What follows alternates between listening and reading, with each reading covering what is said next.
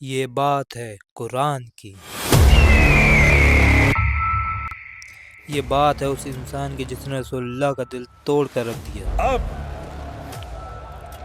کوئی نہیں ہے اس کا نام لینے والا۔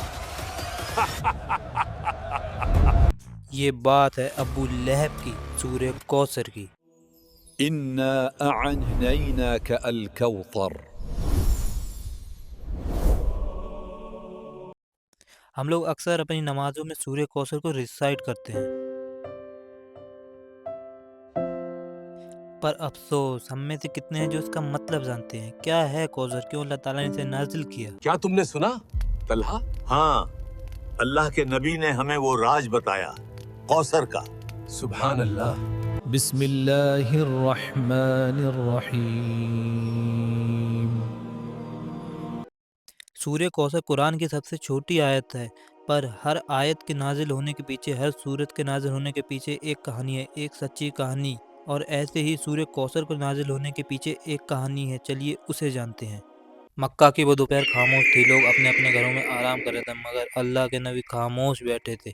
آج ان کے بیٹے عبداللہ اللہ کو پیارے ہوئے تھے، وہ کل جو ان کے ساتھ تھے آج مٹی کی گود میں ہیں، مگر سامنے والی دیوار سے ٹیک لگائے ایک آدمی کھڑا تھا۔ ذرا سنو تو کیا بات ہو رہی ہے؟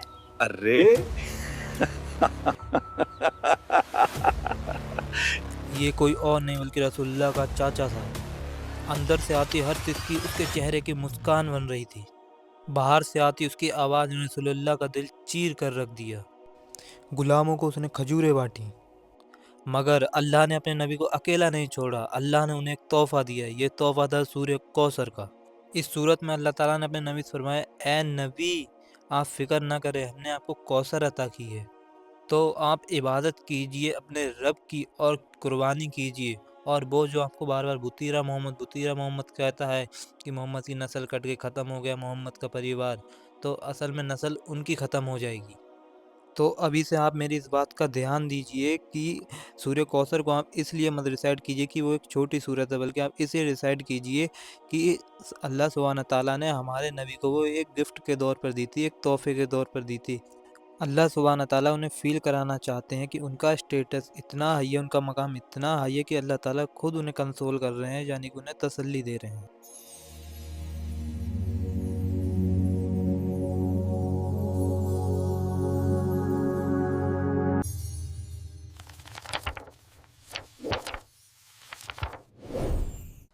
تو پہلی آیت ہے انا آتینا کل کوثر۔ تو اس میں جو انا کا جو لفظ ہوتا ہے تو اس کا مطلب ہوتا ہے کہ کسی بات پر زور دیا جا رہا ہے، مطلب کسی بات کو پرکٹ کیا جا رہا ہے۔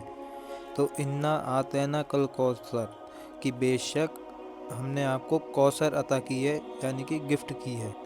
تو یہاں پر ایک کوثر کیا ہے؟ تو کوثر کا مطلب ہوتا ہے کہ کبھی نہ ختم ہونے والا، جنت میں بہنے والا جھرنا ہے کوثر، جس کے کنارے موتیوں کے ہیں اور اس کا پانی دودھ سے زیادہ سفید، جس کا پانی شہد سے بھی زیادہ میٹھا ہے اور برف سے بھی زیادہ ٹھنڈا۔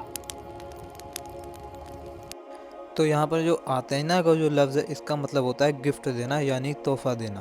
اگر آج کے ماڈرن دور میں سائیکولوجیکلی دیکھیں تو دنیا میں ہر انسان ایک انسان کو 7 وجہوں سے گفٹ دیتا ہے، مطلب 7 ریجنس ہیں جن کی وجہ سے ہم ایک دوسرے کو گفٹ دیتے ہیں، جیسے کسی سے کام نکلوانا ہو، کسی کی شادی ہو، کوئی فیسٹیول ہو، یا پھر کسی سے تعلقات مینٹین کرانے ہو، یا کسی نے کوئی اچھا کام کیا ہو تو ہم اسے شاباشی کے طور پر گفٹ دیتے ہیں۔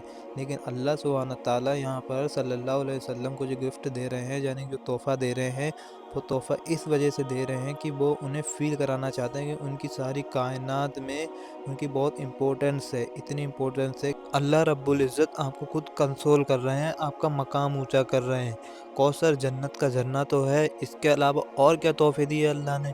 اللہ سبحانہ تعالیٰ ہمارے نبی کو قرآن دیا جو ہمیشہ رہنے والا ہے اور آج بھی ہمارے ساتھ ہے اور ہمیشہ رہے گا۔ اس کے علاوہ اور کیا تحفے دیے اللہ نے سب سے بڑا جو تحفہ دیا، اللہ نے اپنے نبی کا نام وقت قیامت تک زندہ رکھا ہے۔ اللہ نے اپنے نبی کا نام اپنے ہی نام کے ساتھ جوڑ لیا ہے، سبحان اللہ۔